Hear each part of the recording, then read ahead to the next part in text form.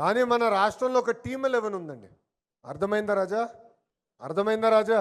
Team 11 వాళ్ళ కల్తీ మద్యానికి, కల్తీ నెయ్యికి, బాబాయిని లేపేసేదానికి బ్రాండ్ అంబాసిడర్లు. ఎంత అన్యాయంగా ఈరోజు వాళ్ళు వాదిస్తున్నారు కూడా మనం చూడాలి. ఈ టీమ్ 11కి కెప్టెన్ ఉన్నాడు. మన గుంటూరుకి వెళ్ళి చెప్తున్నాడు క్లీన్ చిట్ వచ్చిందని.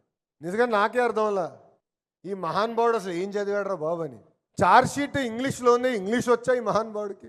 250 కోట్ల రూపాయల అవినీతి దేవుడిని అడ్డంగా పెట్టుకుని వెంకటేశ్వర స్వామి దగ్గర నుంచి 250 కోట్ల రూపాయలు దోచేసిన వాళ్ళు ఈరోజు క్లీన్ చిట్ వచ్చిందని నేను చెప్తున్నాను. అంటే దుష్ప్రచారం ఎలా చేస్తున్నారు దయచేసి మనందరం గమనించాల.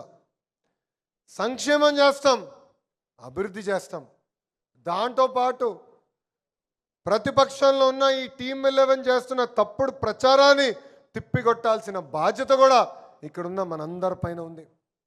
మనందరం చూసాం 2019లో వివేకానంద రెడ్డి గారు గుండుపోటుతో చనిపోయారని అదే దొంగ ఛానల్లో బ్రేకింగ్ లేశారు. అందరూ అయ్యో పాపం పెద్దయినా గుండుపోటుతో చనిపోయాడు ఏంటారు అనుకున్నాం. తర్వాత తెలిసింది గుండుపోటు కాదు గొడ్డలిపోటు అని. వాళ్ళు ఎట్లా తయారయ్యారంటే మనం ఒక్కరోజు ఆలస్యమైనందుకు అదే దొంగ పేపర్లో సగం పేజ్ కింద చూస్తే చంద్రబాబు నాయుడు గారి చేతిలో కత్తి పెట్టి చూపించారు. అంటే వాళ్ళే చంపి, జగన్మోహన్ రెడ్డికి తెలుసు వాళ్ళ వ్యక్తి వాళ్ళ ఎంపీ అవినాష్ రెడ్డి చంపాడని తెలుసు. తెలిసిన సాక్షికి ఫోన్ చేసి, సాక్షి పేపర్కి ఫోన్ చేసి చంద్రబాబు నాయుడు గారి చేతుల్లో కత్తి పెట్టండి అది చూపించండి అని చెప్పే పరిస్థితికి వచ్చారు.